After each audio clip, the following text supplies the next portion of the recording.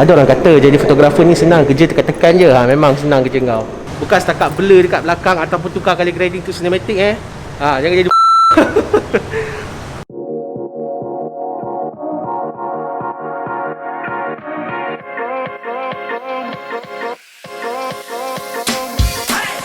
Hi guys. Berjerit So kita dah sampai dekat tempat kita nak shoot hari ni, Sri Pacific Hotel guys. Ngantuk sangat pagi-pagi cik. Ni kau buat kerja sampai lewat malam semalam. Memang ngantuk cerita dia. Tapi macam mana kan, demi tanggungjawab dan tugasan.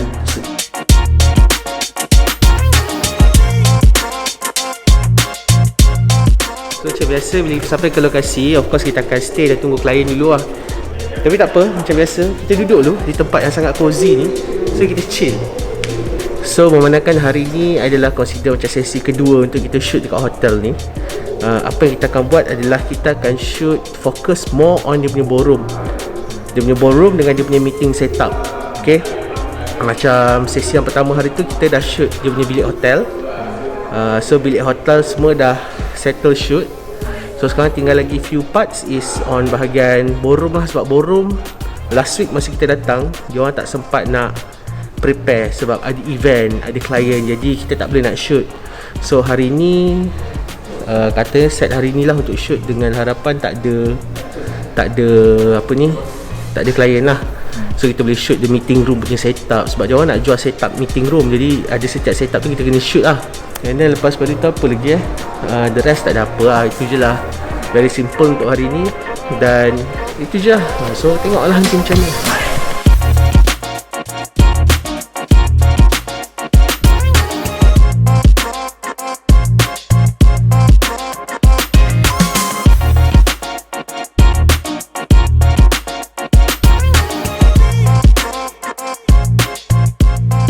Barang kita bawa hari ni tak banyak sebab kita dah tahu apa barang yang nak pakai. Macam minggu lepas kita pakai A7 II dengan 28. Lepas tu kita pasang attachment 21mm.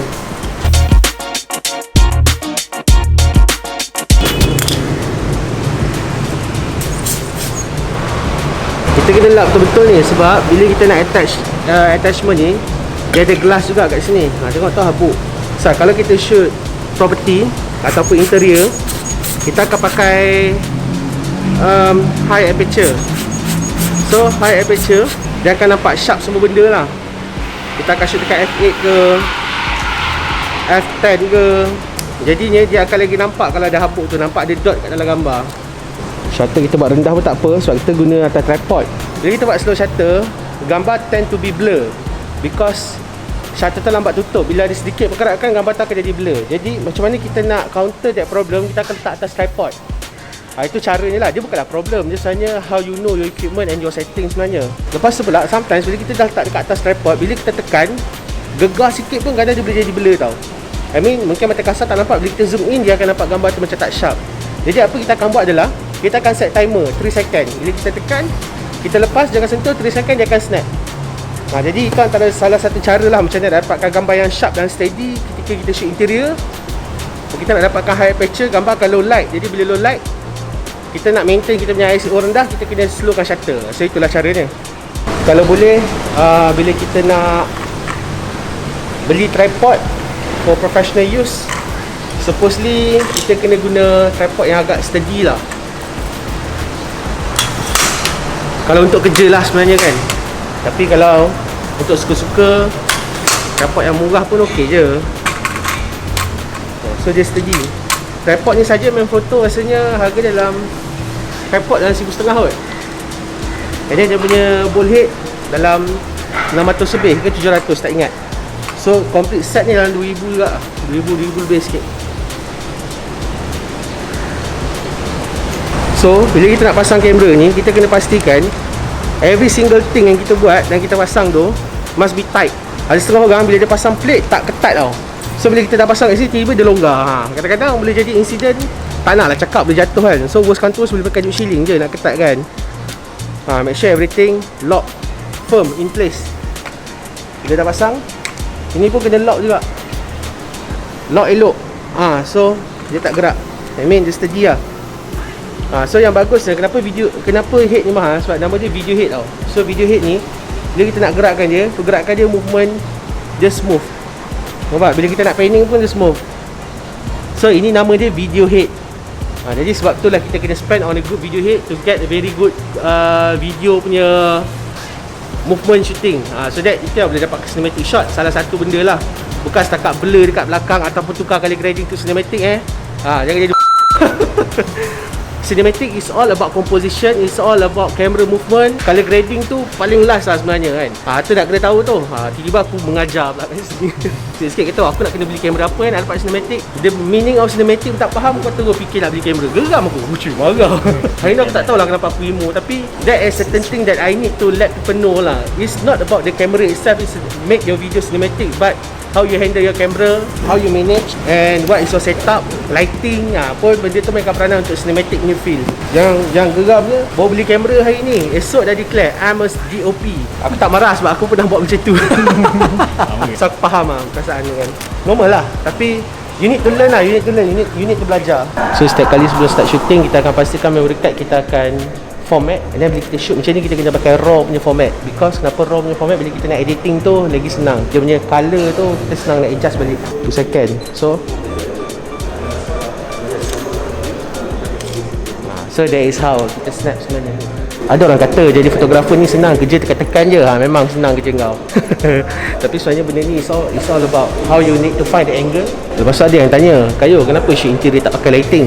Selalunya untuk interior design, kita tak nak kacau sangat the aesthetic life of this area sebenarnya. Jadi kita nak pastikan kita dapat light yang as natural as possible apa yang ada dekat dalam gambar tu. Kalau kita buat lighting, dia akan kacau. Dia akan kacau in terms of, kalau tempat dalam ni lampu dia kuning, and then kalau kita pakai lampu LED ke apa ke, lampu tu warna putih. So kita kena adjust lagi white balance dia apa semua kan. So now kita akan adjust according to what it is lah. So in terms of interior punya shooting, ataupun nak shoot gambar hotel ke apa ke, composition sangat memainkan peranan lah. You kena belajar tentang dia punya leading line, you kena tahu tentang composition, rule of third. Selain daripada setting the triangle lah, macam ISO, aperture dengan shutter speed, itu benda basic yang you kena master sebenarnya untuk every kind of shooting. And then lepas tu untuk shooting interior ke apa ke kan, restoran ke, kita akan pastikan kita ambil pelbagai angle. Kita ambil pelbagai angle so that kita ada option lah. Kita bagi kat klien, okay, pakailah gambar mana you nak kan. Kita ada banyak angle yang you boleh pilih. So, of course angle kita bagi tu kena angle yang best juga Tadi gambar ni kuning sikit sebab tadi kita pakai Kelvin, buat balance dia kita tak adjust. Tapi sebabkan kita pakai raw punya format, so no issue, kita boleh tukar balik. So kita dah tukar jadi auto white balance, dia jadilah biru-biru sikit sebab cafe ni dia dekat tepi tingkap tau. So cahaya pada luar nampak biru. Nampak cahaya pada luar, white balance ni biru. Cahaya pada dalam, white balance ni kuning.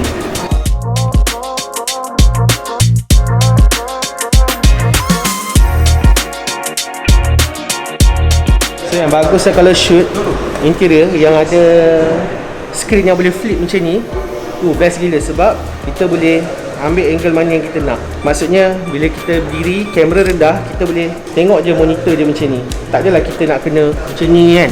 So dia mudah. Slip je kita boleh dapat composition kita. So rasanya kita dah settle lah kat kawasan ni dalam. So kita nak shoot luar tu jap. So kalau macam cafe ni dia, kalau macam cafe ni dia outdoor dengan indoor. So kita kena shoot dua-dua lah. Sebab nanti diorang mesti nak tunjuk cafe diorang ada indoor dan outdoor. So setiap kali shoot kita akan check kita punya sharpness. Kita dah selesai dekat sini, kita nak pergi ke ballroom. Sanitize, tengok dia pistol sanitize. Kita kena ada ke benda tu satu. So ini Najmi. Tapi dia dah tak single lah, dah ada girlfriend. Alamak. Bau girlfriend. Ni kalau girlfriend dia tengok ni.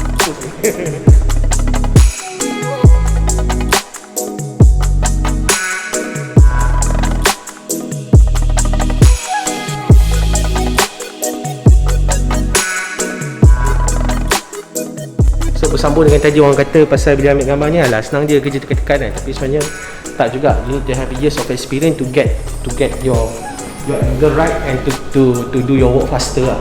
Nah, jadi kan anda dapat. So now kita masuk lah.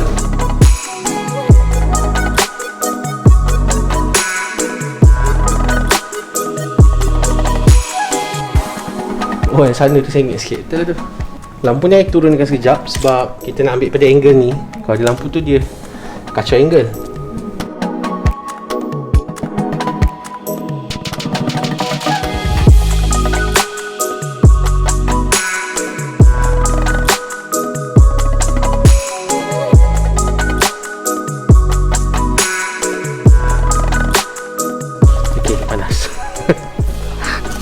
Tapi tak panas macam bilik tadi lah. Tadi bilik tu kecil. Baiklah bukan. Yang ini lah. Sikit. Ha?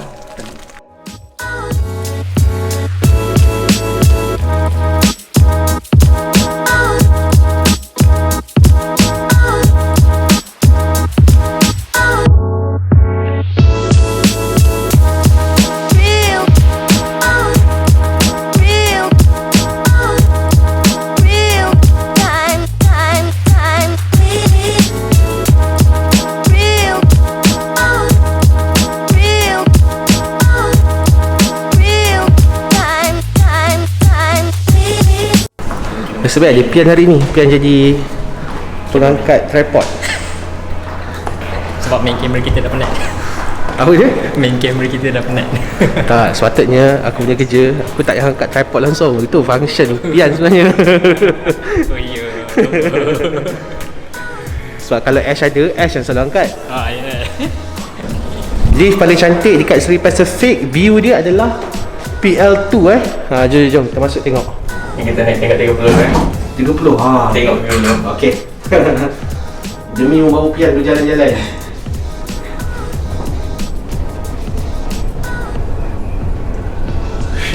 Nampak the view of KLCC and KL Skyline.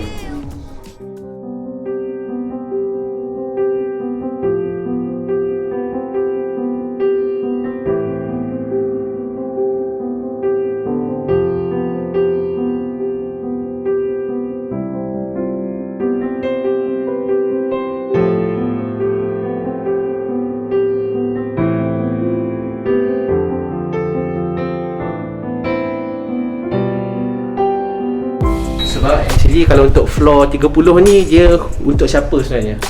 Untuk kita punya VVIP. Ya, so macam kalau dia booking awal dia kita akan ni lah.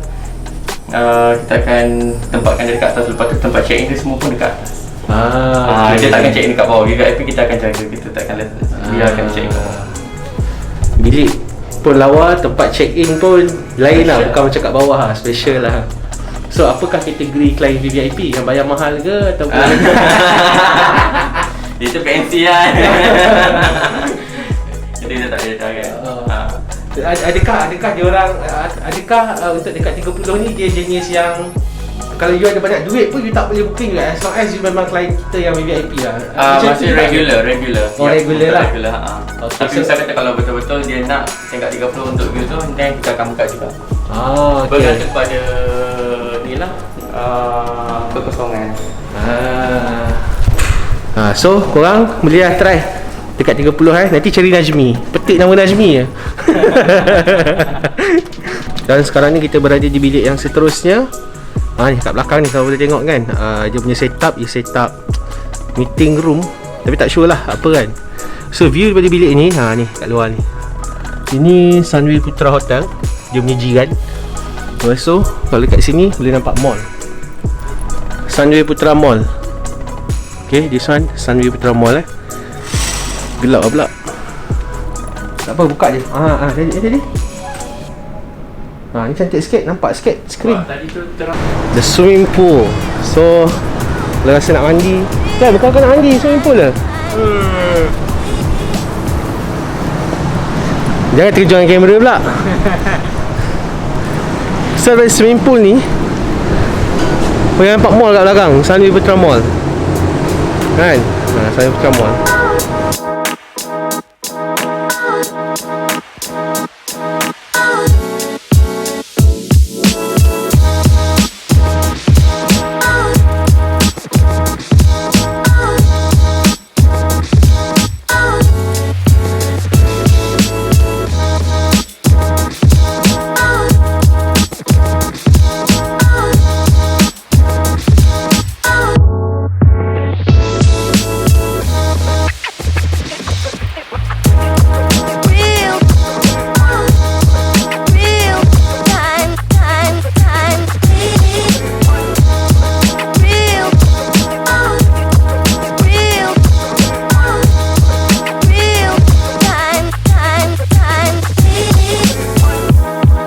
Okay, kita dah habis syuting dah.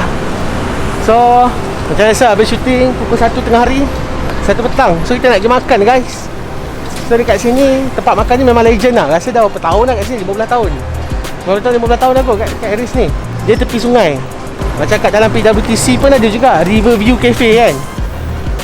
Kalau tak silap Riverview Cafe lah, something macam tu. Tapi apa yang Riverview ni tak nampak pun rivernya lah. Kalau kat sini betul Riverview. Ada makanan juga? Aku dah order lah nasi goreng daging. Oh, cepat je. RM6 je tu. Nasi goreng Cina je RM5 murah. Ui, sedap siap pasang boy dia. Padu gila.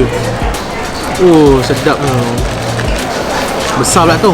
Tapi harga tak tahu berapa. RM2 kot. RM1.5, RM2 rasanya lah. Sebab nasi ni nasi goreng daging tau. Najmi yang kerja hotel lah tadi, dia recommend nasi goreng daging. Katanya sedap, RM6. Consider okey lah, RM6 tengah-tengah KL kan. Murah ha. Consider set ada river lagi kat belakang guys. Ini betul real sungai.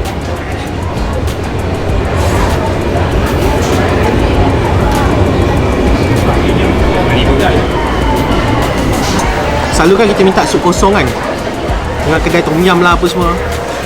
Selalu sup kosong lah. Ini sedap tu. Ini sup yang sesuai dimakan dengan mihun ataupun mihun sup. Jenis mihun macam tu lah, yang ada rasa. Dia bukan kosong bodoh. Sedap tu. Recommended lah. Ui, pedas. Dah pula. Pedas sikit. Recommended lah, memang betul lah. Aku kalau makan tengah hari, aku jarang suka makan makanan panas ni.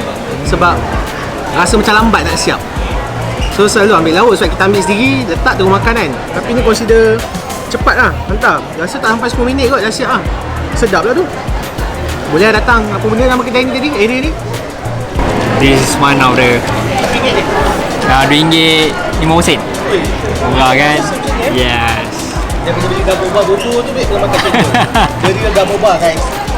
Ini gaboba benda.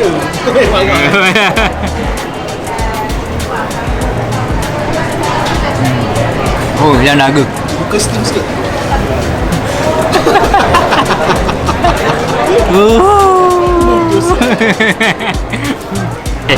Ni namanya nasi goreng ayam.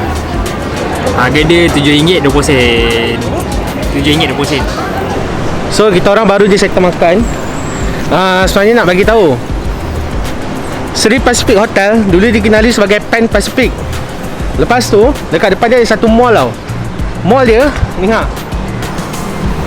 Mall dia ni dulu nama dia sekarang nama dia Sunway Putra Mall. Dulu maksud sebelum tu lagi nama dia The Mall. So dah di take over oleh Sunway. Lepas tu ada satu tempat yang famous, nama dia Yohan ke apa tak? So dulu jadi indoor theme park dalam ni. So kira macam rare lah tempat ni kan.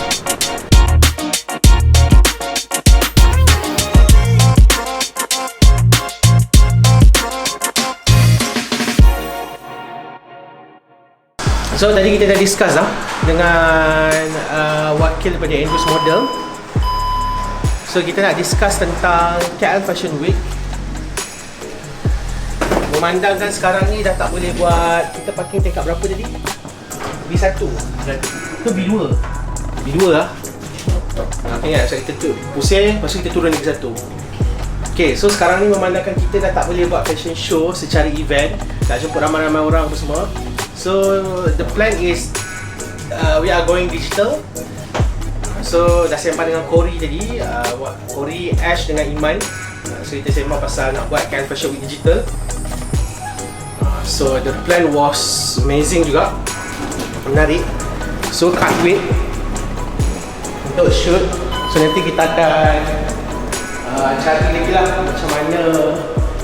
Bukan cari, actually next week kita akan cari time untuk key location sebab kita akan shoot. So the concept is kita akan buat shooting, ada program, shooting banyak benda semua. And then dia akan stream for 20 to 25 minutes dekat YouTube. So okay lah kan, layan Fashion Week.